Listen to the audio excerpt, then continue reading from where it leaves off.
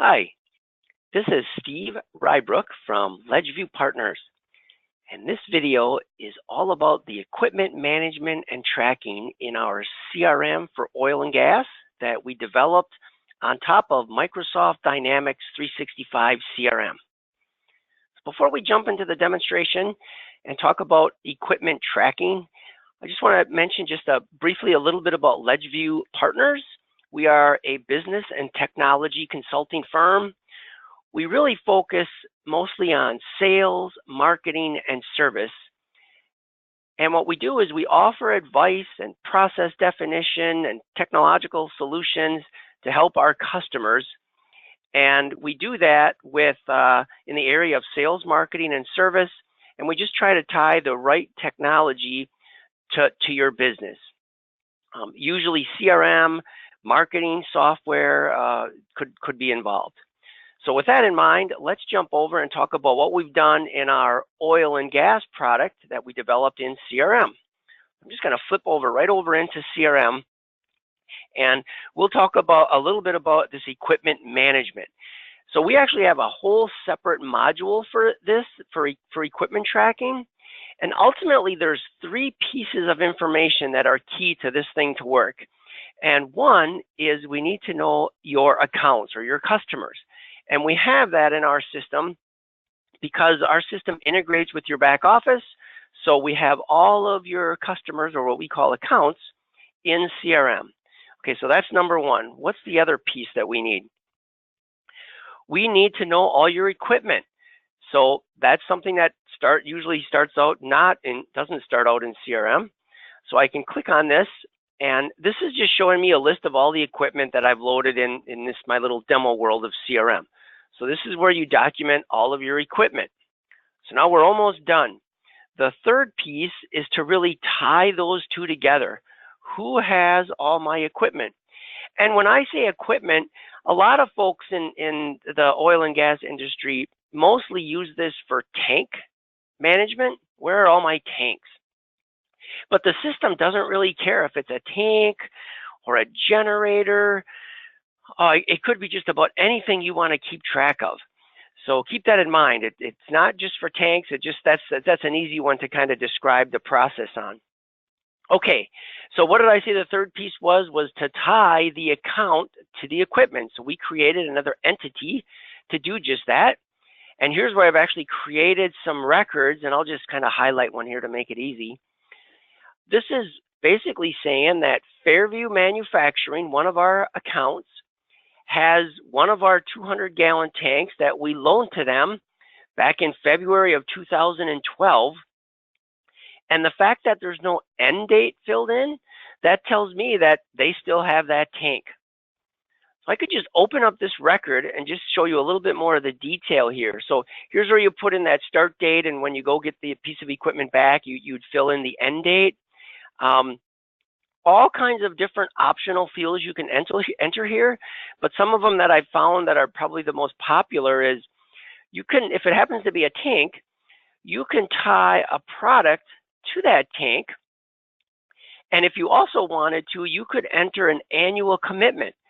So many times I hear our clients say that, look, I kind of threw in the tank with the deal because the customer promised to buy a lot of this product for me and put it in that tank, right? Wouldn't it be a great way a great feature to be able to measure how you're doing on that commitment?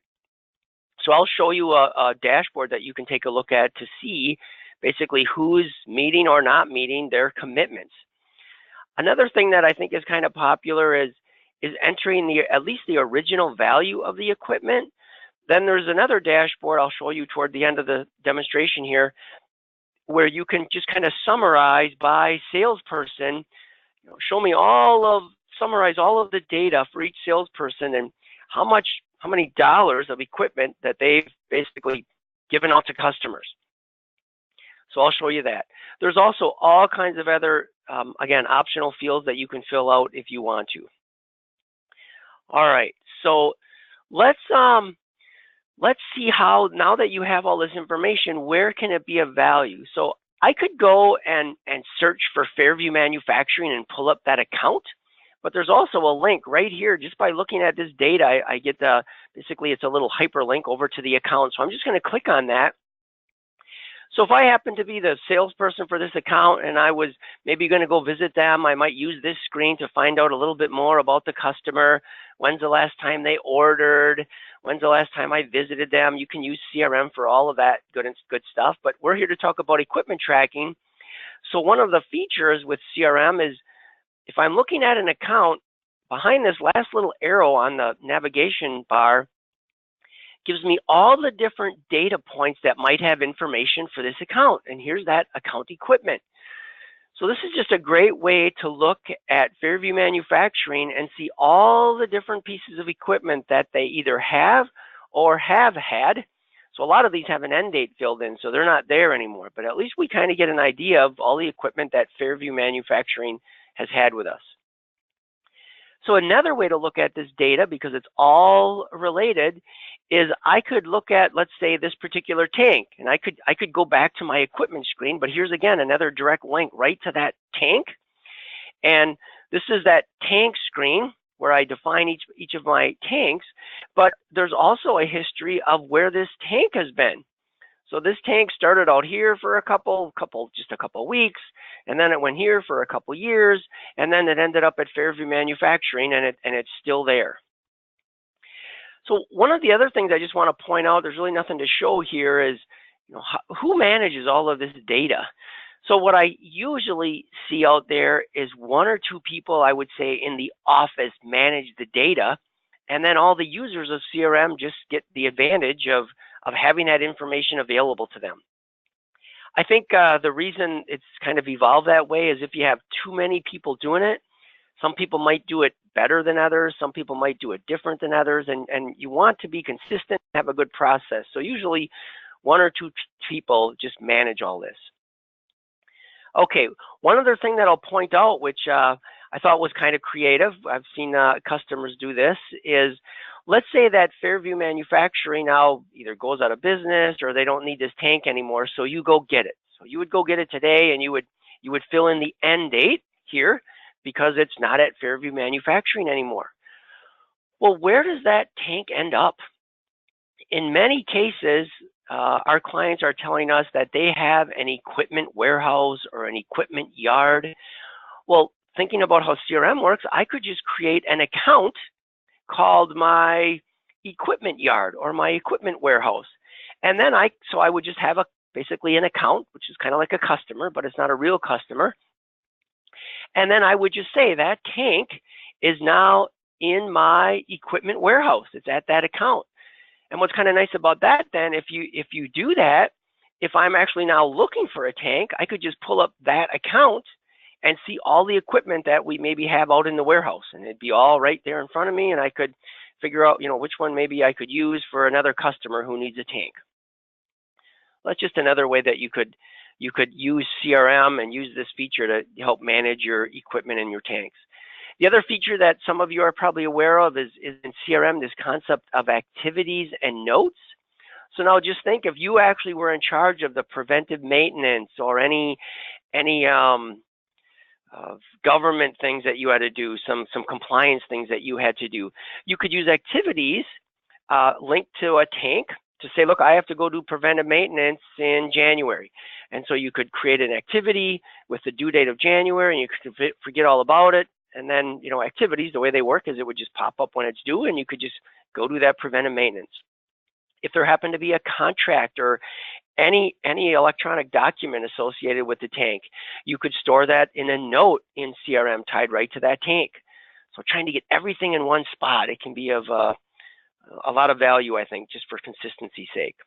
Okay, and then the other two things I promised to show you, just a couple dashboards. So real quick, I'll jump over into the workplace area, into dashboards. One was that, well, actually, looks like I was just running this one before I started. So this is that dashboard 10C, which is our equipment tracking. It shows the equipment summary by owner. So what I did is I went into this dashboard and I could pick certain transaction types. So you define different transaction types. You define different categories for your equipment. So you can narrow that down if you want. But when I just ran this one, it's basically giving me a list of each of my sales folks. and then how many accounts have equipment, and then how many pieces of equipment are involved, and then what's that original value summary. So it looks like we haven't been filling in the original value for some of our equipment because you see some zeros here. But this is a kind of a nice way to just give you a quick summary of, how much equipment, how much and how much value is in all the equipment that you have out there, at least the original value. All right, so the other report, or the last dashboard I wanted to show you, was that commitment tracking dashboard. And here's where I could go in and I could narrow the list down to one sales rep if I wanted to. And I could pretty much just say, look, show me everybody who's not at least doing like 100% of their commitment. And I know this one particular customer isn't even buying from us, so I won't even show you that one. But this Fairview Manufacturing, hey, here's that 200-gallon tank. They promised to buy 500 gallons a year. And in the last 12 months, they only bought 140 gallons. So they're only at 28% of their commitment. So it might be worth, next time you're talking to them, just kind of remind them of their commitment and find out what's going on there. So another great way to just kind of keep an eye on your customers, the equipment they have, the commitments that they've made.